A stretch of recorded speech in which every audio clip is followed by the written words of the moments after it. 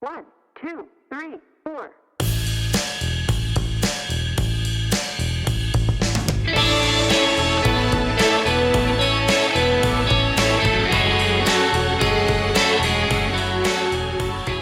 Hi, and welcome to the Vininspo podcast with me, Ed Merrison. This is where wine is a travel experience. Join us as we pick up bits and pieces, make new friends, and create memories that make our future interactions with wine, people, and places all the more meaningful and fun.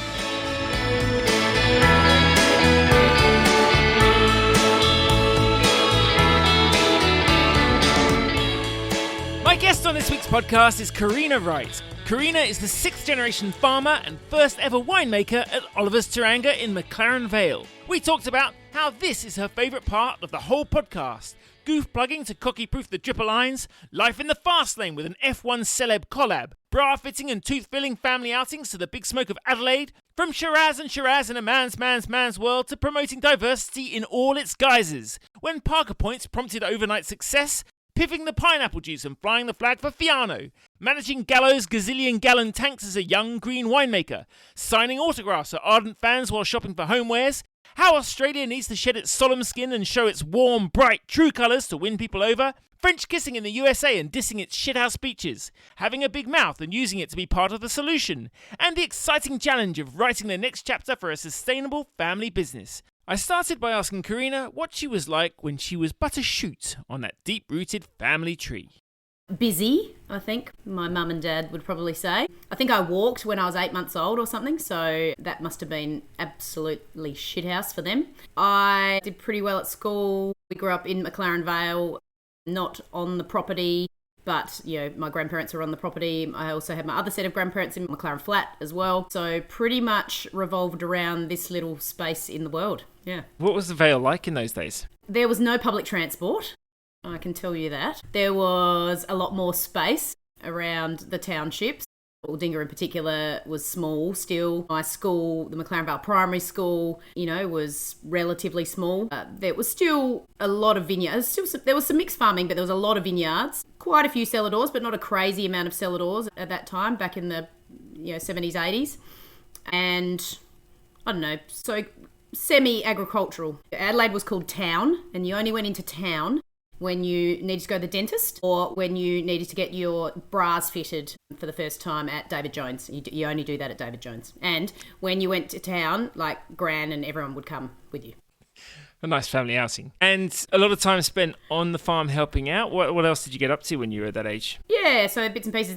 We were mixed farm quite significantly back then. There was always vines, of course, but then there was pigs actually on the property. There was sheep, there was cattle, there was cropping. The horses had already gone by then, by my sort of time. But it was, pretty nice to sort of get away up here. I remember, so I got sort of seconded into working in the vineyard pretty young, and my gran she made this like ice cream container that I could put on my head. It had eyes in the top of it that I would ride my motorbike down to do work in the vineyard just to stop the magpies from swooping me. And I always got all the like real shitty jobs, which were, cleaning the drippers. We had a bit of a problem with sort of iron in the dripper lines. And so I had to clean the drippers out, which is like, bending and hurting your fingers and all the rest of it. And then goof plugging, like when the cockies would like pick holes in the dripper line or whatever, you had to go along and put goof plugs, they're called, in the holes. So I did a fair bit of that. We also have a sheep and cattle property down the southeast, and so I got seconded down there to do shearing a couple of times. I was a rouseabout. Yeah, a bit of that. And then the wineries as well, of course, because my dad was general manager up at K Brothers Winery, so spent a fair bit of time up at the wineries, and then started working in cellar doors and bits and pieces as well. So wine was just always going to be the career for you? No. Sometimes the things that are right in front of your face, the grass is always greener, isn't it? I wanted to live in a place that had public transport, to be honest, Ed. So I spent a bit of time just sort of thinking about where the grass would be greener. And I was, relatively bright child. So I think went to university thinking I was going to be a lawyer, I was doing commerce law degree. And then was like, oh my God, imagine wearing a suit every day. And managed to do some travel, when you do the Australians do the big, backpacking year away. And then just basically saw that there was lots of other places in the world and they were all amazing, but they were all just different. And when you look back on your own space, you realise, oh, hang on, maybe I've got an opportunity to do something pretty exciting here. Where did you go when you were backpacking, and what were the highlights? Galway was a particular highlight. Spent a fair bit of time in the UK. Corfu was a bit of a highlight. We were on a boat with a whole pile of girlfriends. Just the general Australian haunts, I'm embarrassed to say. Did that identity that I suppose you were thinking that you wanted to get away from, did it sort of strike you as well that was kind of a cool thing to be in, a cool place to come from? Yeah, I think one of the things was actually going to the US. I spent a bit of time in the US and Canada and bits and places, and I went down to LA, and the LA beaches. I was just thinking to myself, oh my god, these are going to be like the best beaches in the universe, and they're incredible. And I was like, they're shit house. And what have I got like right next to me, 5 minutes from my house? Like, that was one of the epiphanies.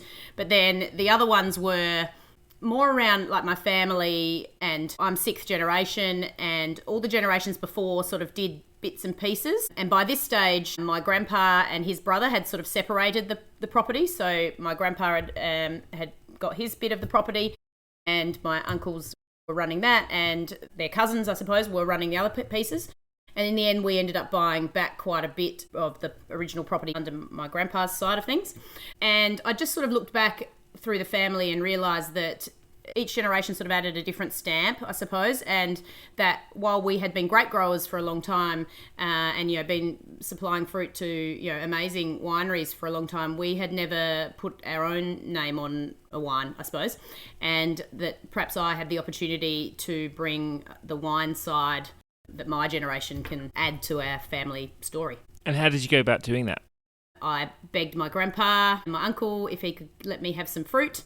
And then we made a deal with Pam Dunsford, who was up at Chapel Hill at the time, to give her some of our fruit if she let me hang out there and be part of the winemaking process. And we gave her the wine from half of it, and then we got the other half. Did deals, basically. And what was Pam like? Terrifying. That would be a name that's familiar to some people. Yeah. I mean, what an amazing, incredible, an incredible woman. 1,000% of respect for her, but she suffered no falls. And I was very green.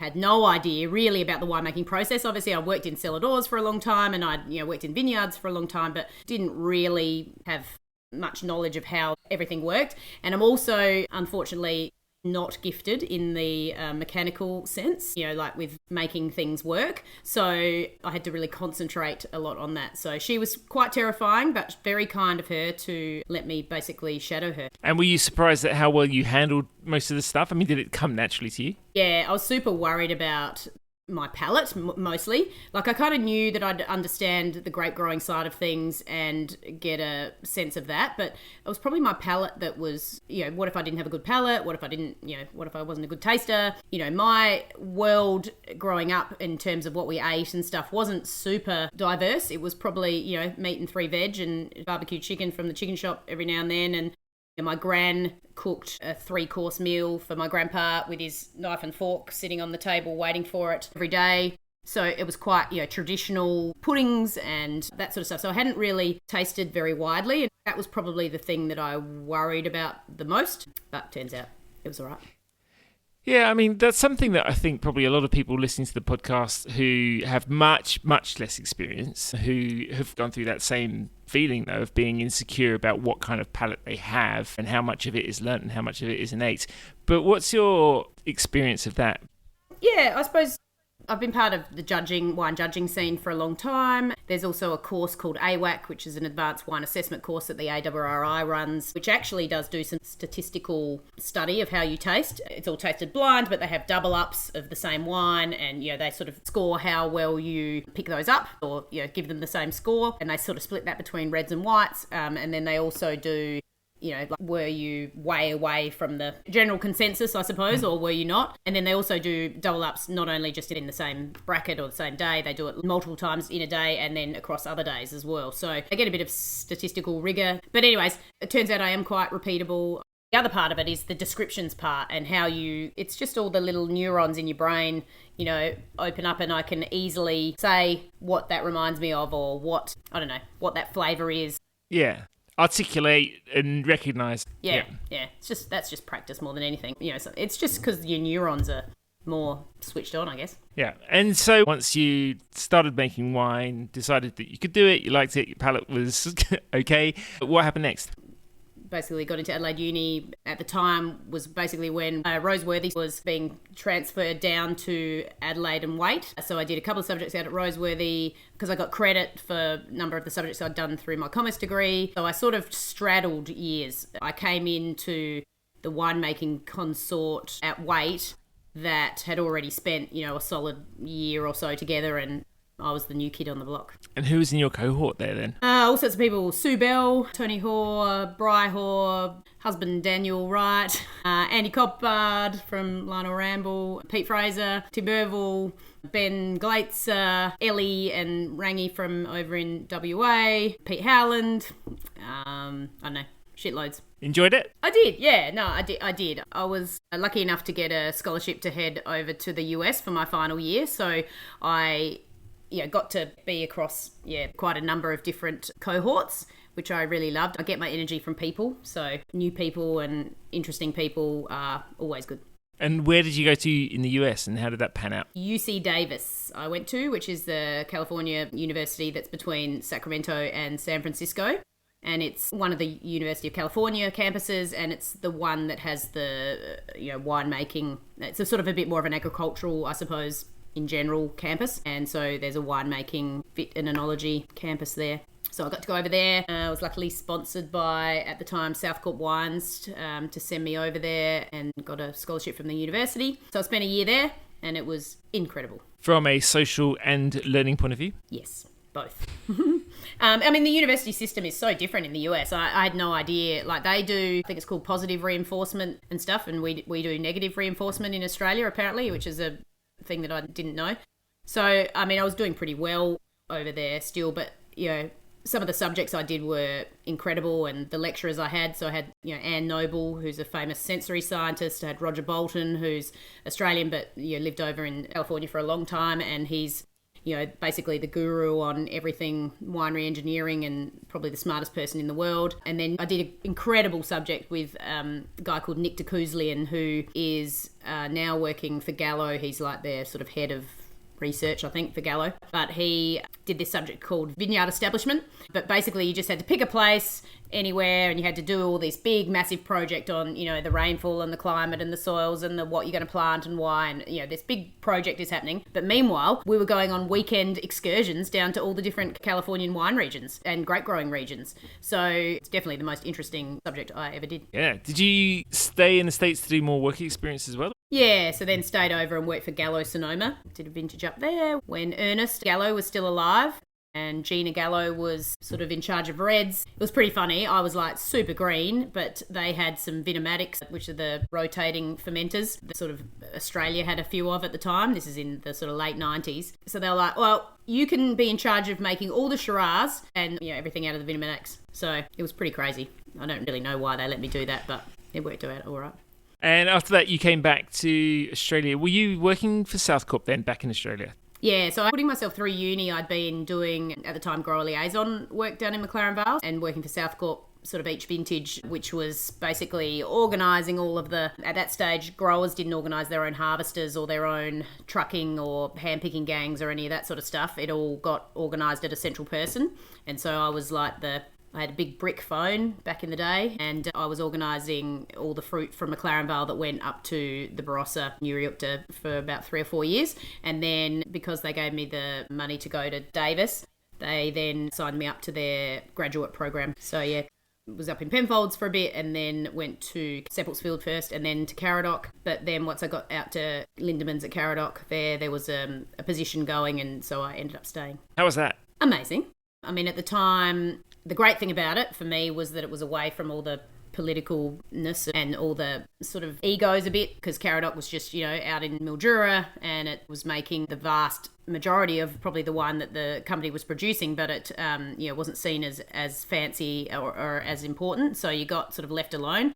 You got to learn very quickly about time management. At that time, the bottling line was running 24 hours a day. I had, a huge amount of staff you're looking after, and you've got to keep. I had a 18 million litre bin 65 Chardonnay blend that, we had to get to bottling all the time in the perfect condition and with the perfect blend each time. So you learn a lot about that. You learn a lot about how to manage people. You learned a lot about tasting, and you got to do a lot of trials, I suppose, as well, because you were trying to make Bin 65 Chardonnay the best it could be for what it was.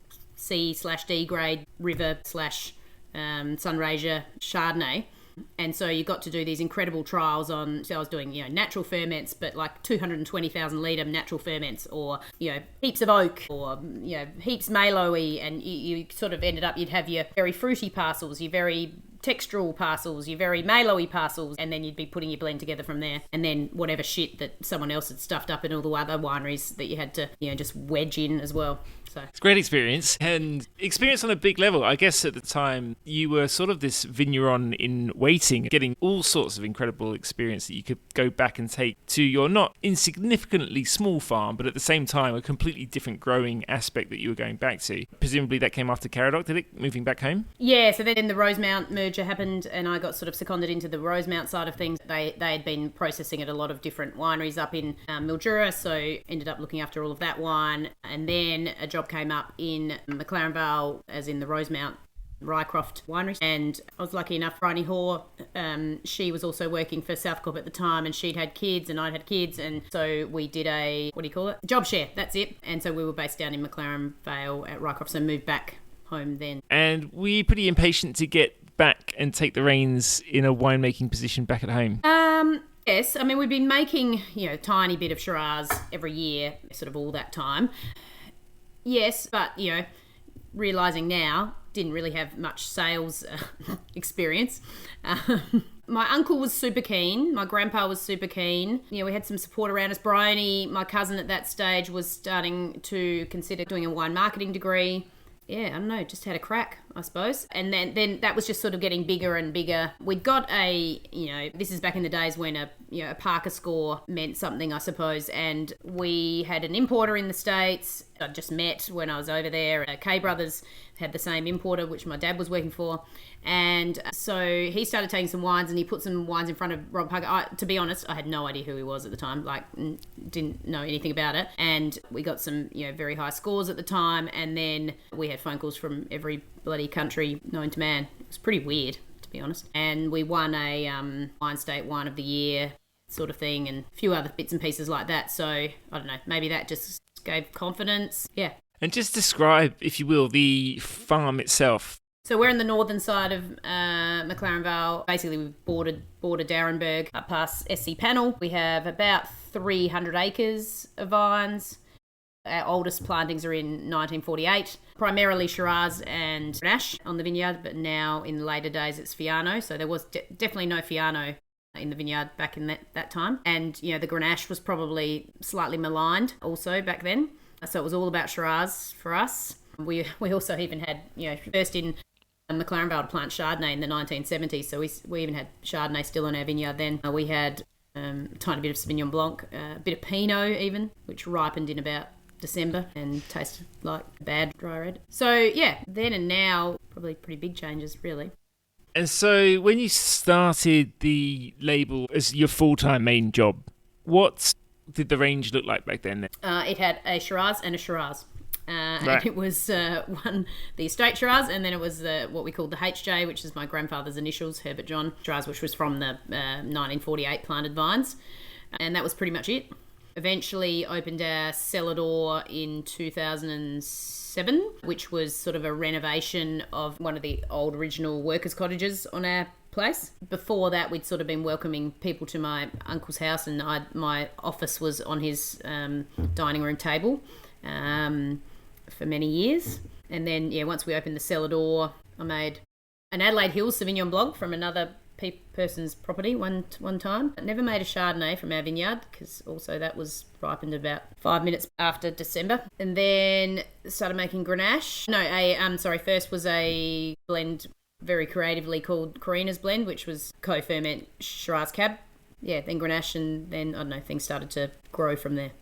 You mentioned various uncles, cousins and others. What is the rough sort of family makeup then? As you said, goes back a very, very long time, 6 generations, family farm. Yes, maybe we have to thank the old English tradition of the eldest son inherits everything type of situation. So it kept our tree relatively tight. But in first generation, they had 10 children, and basically the two bookends, the eldest son and the youngest son, inherited. My line is from the youngest son. When my grandpa and his brother separated, we were lucky enough to be able to buy back a fair bit of the land, and then I bought my mum's. My mum was never allowed to work on the farm. Girls weren't allowed to go back on the farms. I actually bought my mum's inheritance bit, and my husband and I bought that ourselves. So that's 40 acres that's ours. And then my one uncle is Morris, and he is my mum's youngest brother, and he runs the property down the southeast with his wife and his youngest son Jared. And then my other uncle, the middle uncle, is Don, and he runs the vineyard side of things in McLaren Vale. And then Don has a daughter called Brioni, and she's my cousin. She's 10 years younger than me. And then Morris has another son called Sam, who is 15 years younger than me, and he is our sort of now CFO sort of position across all the family bits and pieces. And it operates nicely through the family. You've got a good range of skill sets, good range of, I suppose, ages, bits of experience and whatnot. It's something you can put to good effect. Yeah, mate, such a blessing. Very, very lucky, because my uncle will tell you that he didn't want to work with cousins ever again. He thought cousins working together was a dreadful situation. The good thing is with us, we're so lucky. We all have different skill sets. So we've got the same work ethic, that's probably number one key. But then we all bring something quite different to the business, and the skills just intertwine and work really, really well. Plus, we just genuinely like each other, unless the other guys have been faking it and they don't really like me. But I genuinely like them. I can't speak for them, but Brioni's like my closest. She's sort of like a sister more so than a cousin, I suppose. I just am very thankful every day that I get to work with them. That's not to say that between the generations that it's not difficult. I mean, we've taken this business from a farm. What was a farming business with no marketing and no growers, were a bit maligned compared to winemakers, I suppose, back in the day, and just had to take whatever the wineries were giving them, and you got your money at these certain days, and then that was it. Whereas now the business is operating 7 days a week. Marketing is huge. There's all types of different roles within the family business now, instead of just can you drive a tractor? Okay, you've got a job, sort of thing. So huge changes for the older generation to get their heads around, and also difficult for people to let go of a few things over the years. But in general, we're all going in the same direction. If I was whinging about that one doesn't work hard enough, or someone had sort of been gifted their way into the business, that shit wouldn't fly, that's for sure. You have to earn your piece.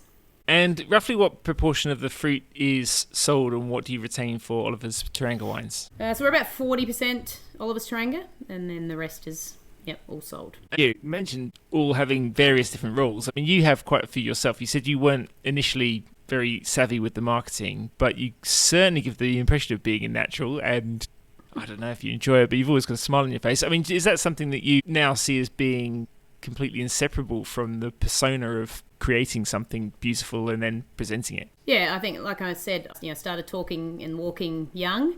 I'm still talking. I don't get the fear of talking in front of people or telling our story or that sort of stuff. Probably it's the sales part. It's the, and would you like to buy? That part I'm real shit at. I can tell you a story till the cows come home, but and how about you take some home with you today never seems to come out of my mouth. But yeah, we joke within the family that I'm the lead singer and Brioni's the drummer. This is before Sam had joined our business, and that she likes it that way. And the drummer's got to keep everything going in the background. So yeah, I do sort of wear a lot of hats in the business, but all of us do in different ways as well. Sam, you technically you call him our CFO, but he's the one that everyone goes to with any digital problem, because he's the youngest of us all, and he is a bit more of a digital native. I'm sure he loves that. Yeah, Brioni's a lot more intuitive with people, and making sure people are doing well and putting out any fires with that sort of stuff, and just getting shit done. She's now currently sort of shadowing Don to take over the vineyard side of things, which is a big ask, and big for him as well. So yeah. And as the lead singer, you always get called the winemaker, but, it's a farm that you grew up on and love. Is it the case that you do get to spend as much time, or some of the time at least, out in the vines and feeling that that's one of the hats that you still wear? Yeah, no, 100%. Yep, I'm still in the vineyard meetings each week, and in vintage time I'm there in the vineyard as much as I'm in the winery. My husband will tell you that I ask him questions about irrigation and stuff only during vintage, and he's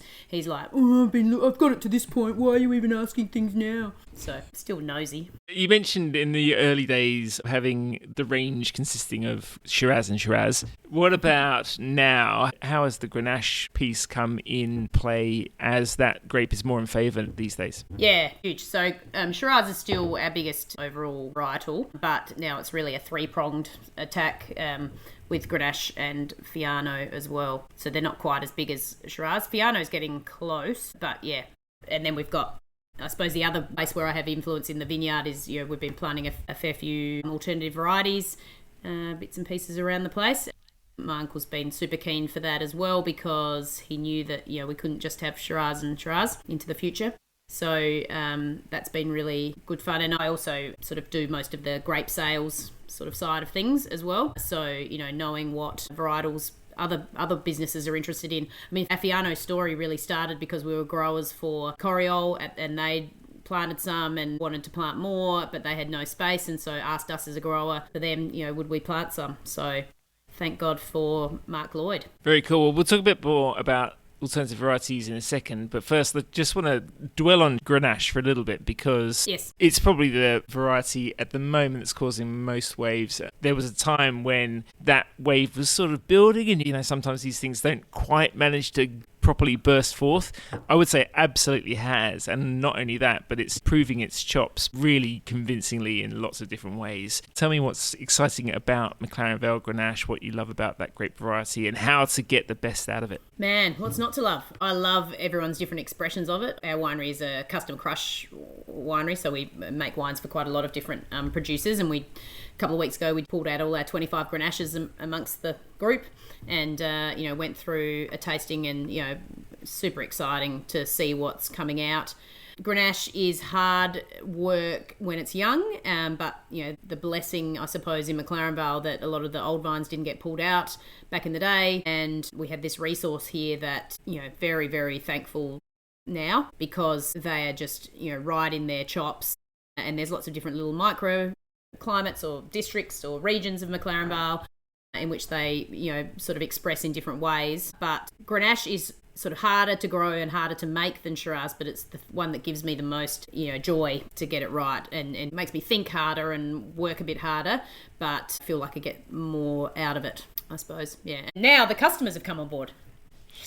Yeah, obviously there's no single simple answer to the question, but those who had their reservations about how far that Grenache piece would go couldn't see past the idea that relatively juicy, fruity wine could give you the kind of tactile and flavour spectrum dimensions that other great wines of the world can. And that's what it's proving now. What are the things that have made that difference? Societal change. I mean, I laugh now about when we were making our first Grenaches, and we were doing barrel work or whatever, and then my uncle would come in and he'd be like, someone's put water in this barrel, because it was lighter colour and all this sort of stuff. I mean, just there were people who wouldn't drink Grenache because it was light coloured, like back in the day. So the whole societal preferences for Pinot growing, then it made it okay for Grenache. That's sort of part of it.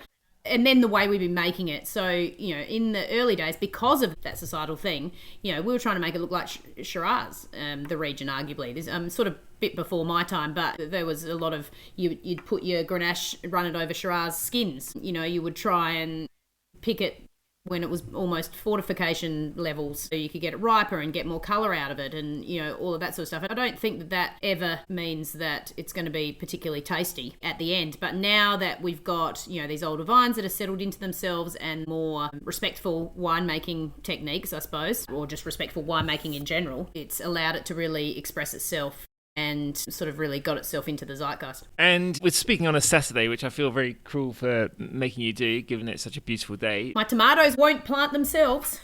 That's right. Yesterday was the day that I used to call Friday, but now I seem to be thinking Fiano Friday because it keeps popping up in front of me. I think you may as well be the spokesperson for this grape variety as well. What is it about Fiano that is causing such a stir? In the vineyard is the first place where it's causing such a stir. So I talked about having Sauvignon Blanc and Chardonnay and varieties like that in our vineyard in the past, and they just, we're not cool climate enough. They sort of ripen a little bit too early. Not that disease is a real pressure in McLaren Vale given our climate, but they would be the ones that would have a problem with their thinner skins. And, that ripening happens so fast and the acid just falls out, like the natural acidity falls out. You would often be picking Chardonnay with 4 TA and 4 pH, which makes basically pineapple juice type level flavour, which is why, we hadn't made any whites from this vineyard prior. So the excitement with a variety that we knew was going to hold on to its natural acidity, thicker skins. I mean, the real reason I think to start with was just that natural acidity. I think that was sort of the main indicator. I mean, the flavour of the wines. Mark had been over to Italy and he'd tasted quite a lot and got pretty excited about it. Then, we started, collecting the 3 or 4 different ones that came into Australia at that time to have a look at. Thought the variety looked pretty interesting as well.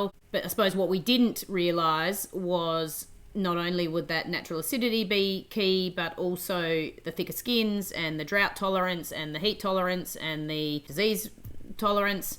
And then with those thicker skins, the textural element that then sort of fed into the way we eat and drink, what do we call it? The MasterChef revolution or something like that. In Australia and our region, we are just off the coast. We go out fishing, squidding, etc., and we used to have to come home and only have Shiraz with it, and that's well and good. We all love Shiraz, but it would be nice to have a beautiful white as well. So I don't know, it just sort of ticked so many boxes. And then winemaking wise, it's got so much flexibility because it is sort of like a warm climate person's Chardonnay in some ways, in that it can be made all the way from a sparkling, so we make a traditional method sparkling with it. It can be a skinsy full-on thing.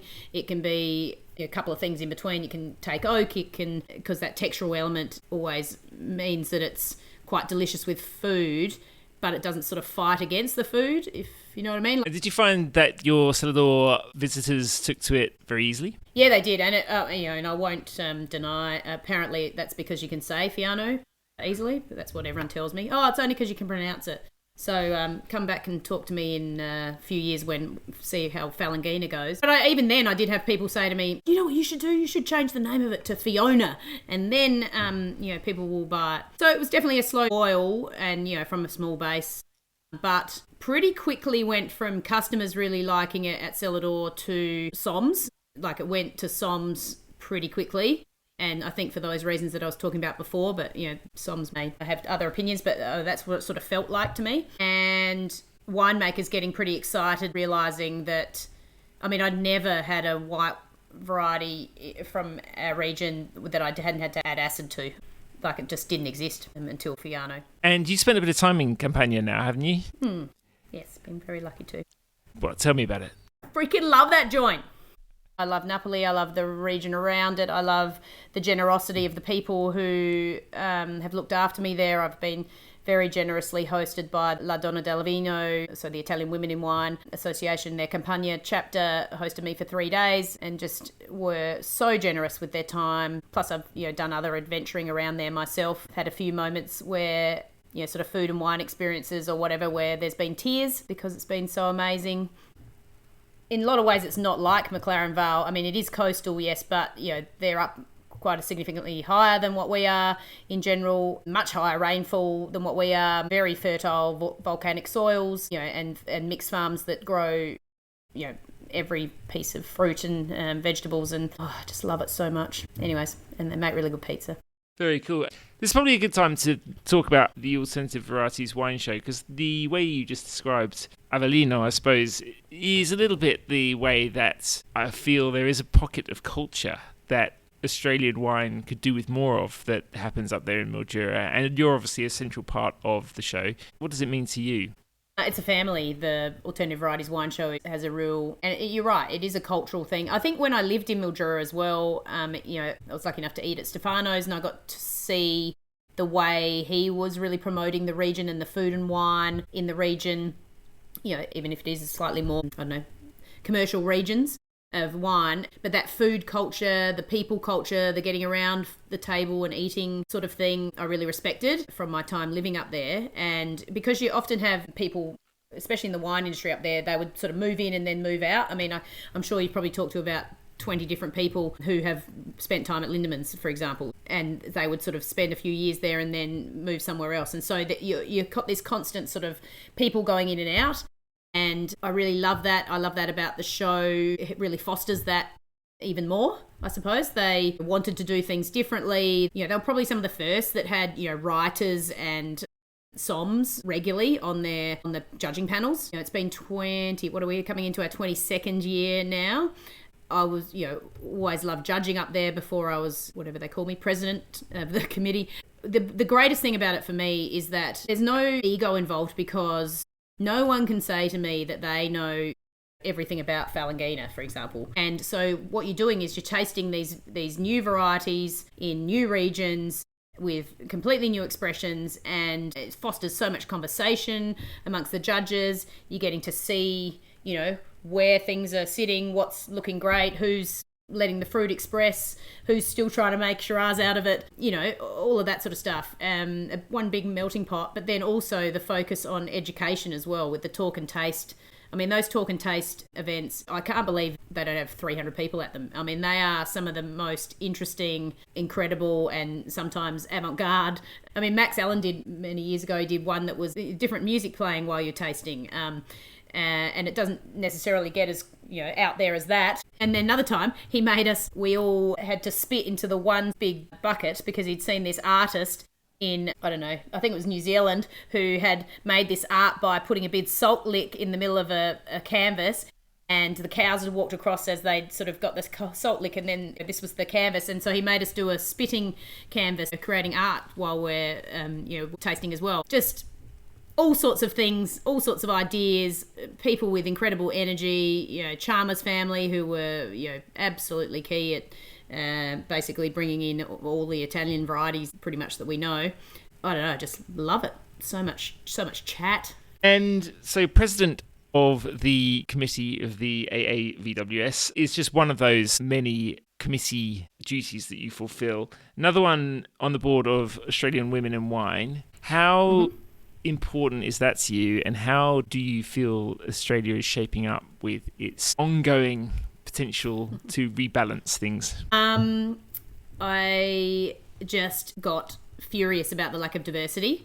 I mean, super dear to my heart. I suppose I saw that because I work for myself, no one can sort of fire me, and so I can have a bit of a more agitative voice in that front, and could speak for people who sometimes couldn't. And I just really thought the lack of diversity and the lack of diversity of ideas is what if you've all gone to the same school and all live in the same street, and you come up with an idea, that's cool, and everyone said yes, and that's a great idea, but then it's only a great idea for that street, and it's not a great idea for the whole industry. And I think just the lack of other voices in our industry was getting ludicrous. Not to mention the fact that 50% of the university course was women, and we're coming out the other side and we're 10% below 10% back in 2014. So that just was the brains trust that you lose, and the people that I'd worked with in the past, just these incredible people that we were losing to industry because they just couldn't be bothered anymore. So very, very important. Are we making headway? Yes. 10 years into the Australian Women in Wine, and we've just now going to a not-for-profit, a new board. Jane Thompson had been the real ringleader for Australian Women in Wine. We started basically, we're going to shine a lot more light on as many women as we can, and just tell more women's stories so that people can sort of see that there is a pathway, was sort of our original plan. And then we've sort of morphed into more doing symposiums and then agitating around the edges with industry bodies, making sure that panels at technical conferences or boards have diversity on them as a priority, and the diversity and equality charter got done as well. And then also now the big sort of research piece that's happened into gender in the wine industry that should be being released soon. Okay. On the surface, we see quite a lot more, at least nominal balance. Do you feel those things that perhaps were stopping people coming into the industry or staying in the industry, those barriers gradually break down? Are you seeing them practically able to fulfill a career that they would like to have as they would if they were men? I would like to say yes, Ed, but I don't think 100%. I think, if we all had wives, our own wife, it would be amazing when we could all go out and do our own, like a 1950s wife I'm talking about, and that's the role they wanted. We would all be able to do, amazingly. I don't know, there's still a level of unconscious bias across society anyway. And I sometimes worry, the wine industry, there's a lot of, you got to work 24 hours a day during vintage and you have to be available and you have to be able to lift small buildings and, fix mechanics and, drive a tractor and lasso a horse. And I just think some of that's like bullshit. I think that's people who have to be somewhere 24 hours a day are not organised, A. You don't need to have to lift things. You don't need to have to be able to do all the mechanics necessarily yourself. There's got to be flexibility for businesses, but, have to be flexible for guys as well, like businesses in general. That's how you get the most out of your people. I mean, the thought, that your family life or situation or whatever doesn't play into your workplace is just like absolute bullshit. I don't know. I think, yes, we're heading in the right direction. Yes, I would hope that the main thing that Australian Women in Wine has probably done so far is that at least if someone sees something or has a problem, that they can come and get advocacy. They can have people have their back or have an outlet or be able to ask questions and feel like they've got a sisterhood, a way to remedy whatever the situation is. Making sure that we've all got connections and the building of a real community of people who can, at all different levels, who can lift others up and who can advocate for them everywhere they can and make sure that they're actually in the room when some of these decisions are being made at an industry and national level rather than being outside it. Yes, indeed. And that's, again, still not the end of the many, many causes that you give your time to. How important is it to you to hold up the standards and raise them across the industry? And why does it draw you in? Again, I go back to my big mouth, and I sometimes feel like I can't whinge about things if I don't want to be part of the solution. But also, it's a very small family business that I'm at here. I'm surrounded by my family members and all my incredible staff. I could come here every day and be very happy and go home and not give a shit about anything else that's going on. But I'm just I don't get my energy that way. I get my energy from other people, but also I like learning about other regions, other places, other family businesses, how they're doing things. I like to understand what the levers are driving the industry. I like to look above my horizon that's right in front of me, I suppose. So I think that might be a bit of a family trait as well. Always our family has, contributed to whatever's happening at the time over the generations, whether it be, counsellors or getting the hospital built or creating a football association down here. All of the above has always been pretty strong in the family, mostly with sporting things, and it turns out I'm the only one that's shit at sport in my whole family. I played my netball and at the heights of C grade level, and so it's more in the wine industry and sort of family business, I suppose, that I prefer to be able to contribute in some way, volunteer or whatever you call it. Yeah, well, we've been talking, I suppose, about contributing and giving. As you say, though, you kind of feel like doing that is also giving you something because you're still learning things all through that process. You're still hanging out with people who know stuff that you don't know, I guess, and can feed back into your constant development as a person, as a professional as well. What are those things at the moment in your professional life, I guess, that are kind of enthusing you about the future of Oliver's Taranga and your place in it? What are you excited about?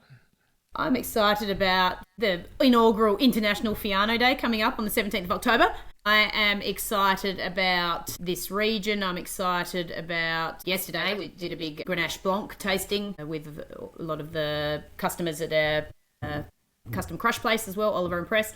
I'm really excited about the community that's being built there. I'm really excited about how bloody amazing our staff are.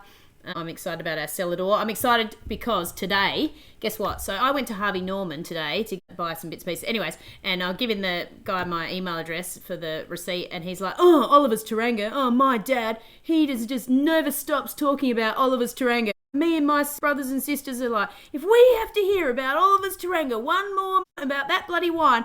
Anyways, next minute I'm signing an autograph for his dad, Bob.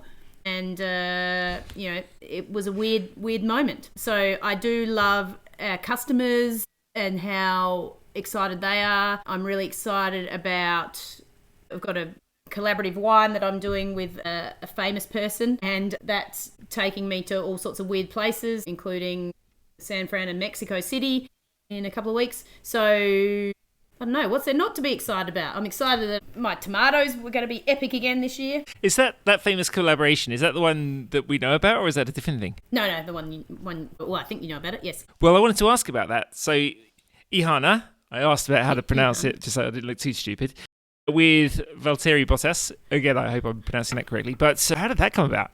So his partner is Tiffany Cromwell, who's a professional road cyclist, but she's South Australian.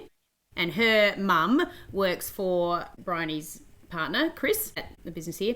And Tiffany and Valtteri would, come over here during summer. And he's always been like super, super into wine. And so he'd go around to wineries, and Tiffany's mum, who doesn't drink at all, said, well, why don't you go to Brioni's winery? So they rang up and, booked it in, and we were like, so exciting, a famous person's coming. And we turned our little go-kart, and we put, at the time he was still racing for Alfa Romeo, and we put like a little Alfa sign on it and his number on it. And we thought, we're going to get some sweet pictures for the Instagram, and, and then we'll never see him again, sort of thing. It turns out that, first of all, they're really great people. Second of all, he wanted to come back, wanted to taste some more wine, wanted to taste from barrel, had lots of questions, and by that stage realised that he, had a really good palate, and, had tasted pretty widely. He also loves South Australian Shiraz, he loves it. And so then eventually he, he's finished, so super polite and the opposite of me, talks minimally. Once I eventually gave him space and took a breath, he sort of said, would you like to do a collaborative wine with me? I must admit that originally we were like, no, we can't afford you, we don't have a budget for a famous person to, represent us and shit. And then, and second of all, do we really need, how authentic is it to have, it just feels a bit weird. And he was like, no, that's not the type of collaboration I'm talking about. I'm talking about, I really want to be involved. I want to be here. I want to have part of it. I want to get my hands dirty. I want to learn about the vineyard. I want to, 50-50. You don't have to pay me to be your friend, sort of thing. So then we were like, oh, well, okay, let's have a go. And so to his credit, he's been very involved, and we've got quite a cool system. Luckily, the Grand Prix are at the right sort of times. And now that wine, Ihana has just bottled the 3rd edition, and that will be released next year. We've had launch events all over the world. It's been crazy. Were you into Formula One before this happened? No, I was ignoring the Formula One because Melbourne stole it from Adelaide, and then I realised that was 30 years ago, and I probably should let it go. But I'd sort of seen some of the Drive to Survive. I sort of knew who he was, but not as much as my son and husband, who now think I'm the best person in the universe. Yeah. I mean, we're talking about sort of spreading yourself thin with all your committee memberships and being the face and the voice and the winemaker and the vine person, everything else that you're doing. No. Yes, but there's a lot of other people doing all of that. But that's a pretty rock star extra gig then. Do you really enjoy the glitzy glamour of your Ihana launches around the world? They must be pretty cool. Yeah, I mean, the glitz and glamour, yeah, but I mean, it's not really glitz and glamour. It's still... Corrina cleaning up the empty bottles at the end of the night and all of that sort of stuff. So, well, not just Corrina, all of us, whoever, family members, you still got to make it, you still got to sell it, you still got to get it to, it turns out when you've got collaborating with a guy who's got however many bazillion followers, but they're all over the world, and you're in little old McLaren Vale, how on earth do you get wine to all of these poor people who have to pay, double the cost of the wine to get it to their countries a lot of the time? You get Valtteri to do that, surely. Yeah, sure. He wanted in. Yeah, right. No, it's definitely been eye-opening. I definitely don't want to be a famous person. I'll give you a hot tip on that. And I had to sort of all of us, I think, have had to sort of get a bit of because everything's so TV and fabulous and rock star, I suppose, when you're around him a bit, you feel weird being there, but then you realise that he sort of wanted access to your workplace, and then he's just sort of given us access to what is his workplace. It's just his workplace is, not as agricultural or is way more on the TV than ours is. I don't know, because as a person, we get on really well, and he gets on with my husband and our family, and we have a hell of a lot of respect for him. I don't know how he does it, to be honest. But yeah, no famousness for me. As I say, you still seem to be getting everywhere. And Julian Langworthy joked, tongue in cheek, but obviously he sort of means it, that he wishes that he could bottle some of his joie de vivre to go round in terms of selling wine. Good Lord, please. But of your joie de vivre, I think it would be really quite handy to bottle some of it and share it around, because, there isn't, frankly, that much that you see of wine growers going around and really showing the passion that they have for growing wine. You see it often in, a much more sort of worthy way and weighty delivery, as though wine needs that. And I think, we're always talking about what a great industry it is, how amazing it is, who you meet, where you go, the beautiful places, the amazing culture behind it. Very often I just don't see any of that brightness and fun around the way that it's presented to other people. In Australia, especially given that Australia has such lovely places and depth and breadth of personality in its wine growers, do you think we could be and should be doing a bit more to really try and get that across to the general public? 100%. I mean, that level of irreverence and authenticity and like sort of lack of bullshit is, something that the wine industry could do with it, because its perception from the outside is, you're sitting at a very fancy table and you're a waiter with a white thing over their arm is, pouring you and cutting you something with foam and smoke. And, you're wearing beautifully cut European suits instead of old tea towels that have been sewn into a shirt. It just doesn't really ring true. And I also think it doesn't do us any favours. Just saying that we know more about wine than you do to customers seems like silly. So, and I think over the years, what I've learnt, with talking directly to our customers, because we do get a fair bit of interaction with them. We've got really lucky enough to have a really strong mail order club that, come and visit us a lot. A lot of the time, what resonates with them is the stories that we tell. So, I don't know if you've seen on our labels, we have a thing called the Year That, and each year for each label, it's a different thing, and it's silly, but that sort of comes out of, we've been on this property for 6 generations. There's all this bloody paperwork that collects each day, over all those generations, and each wine that we're putting out is an expression of what happened in that year, and is another piece of paperwork, I suppose, registering the journey of our family on the property.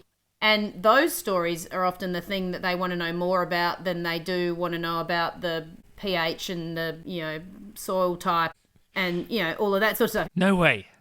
Yeah, it's so true. So I don't know, maybe. Yeah. And also because I'm really, really not good at being in that more pompous space. It feels funny to me, like I'm probably going to do a fart joke or something in amongst it. It doesn't feel authentic, and I tried to fit into those molds every now and then, but I just can't, so I gave up. Well, I love the way you do it, I have to say, and I really do wish we sort of saw more of it, and I do feel there'd be many more people connecting with wine and wanting it to be part of their culture if really there was a bit more fun, and the idea that growing really seriously great wine is not incompatible with also being a fun person to be around. Yeah, well, I think it was that famous quote from Greg Trott, or is it Chester Osborne? I can't remember. Anyways, someone from down here who's like, wine is a very serious business until it's, in the bottle, basically. And, we got to strive to do the best and not take the piss or be silly when we're doing all of our winemaking. We're really trying to do it to the nth degree of what we're trying to express or whatever. But then once it's out and about, then tell the real stories. And you mentioned the chapters. You talked a fair bit about the history of the property and how important that's been, looking right back, and I suppose how it's influenced the way that you've expressed your chapter, this generation, the family you have around you. How do you want that to be seen by the future generation looking back at the Corrina Wright chapter of Oliver's Taranga? The legacy will be we have a cellar door, and I want the legacy to be that our generation was able to enable more family members to be part of the business, because it has so many different roles now. So like I was talking about before, it's not just a tractor driving role or a sheep shearing role. You can be the digital influencer, you can be the CFO, you can be the cropping expert, you can be the cellar door manager, and you could be the lawyer. All of those things hopefully can enable the family to not have to sell this land that we've been on now for such a long time, because there is a really incredible career that family members, should they want to, could have in our business, from all different types of and all different walks of life. Yeah, diversity and more diversity, from Shiraz and men. We now have lots more, including F1 stars. Last question, yeah. Well, I guess. Man, I almost heard you're going to do something like that in your startup. That men, I love that. I'm really excited about it. But normally, do you know what's weird for me at the moment? Because normally I listen to you on 1.25, and so you feel very slow to me today. Is that right? Well, I have been told that I speak too fast in all the videos that I've done, so that's good. Good to hear. Last question then. It is a Saturday, so it's not Fiano Friday. There'll be something else that once you've done all your tomatoes and got back in the garden, you'll be drinking.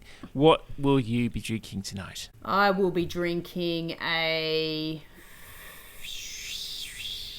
gin and tonic or an Aperol spritz. Very good. Very authentic.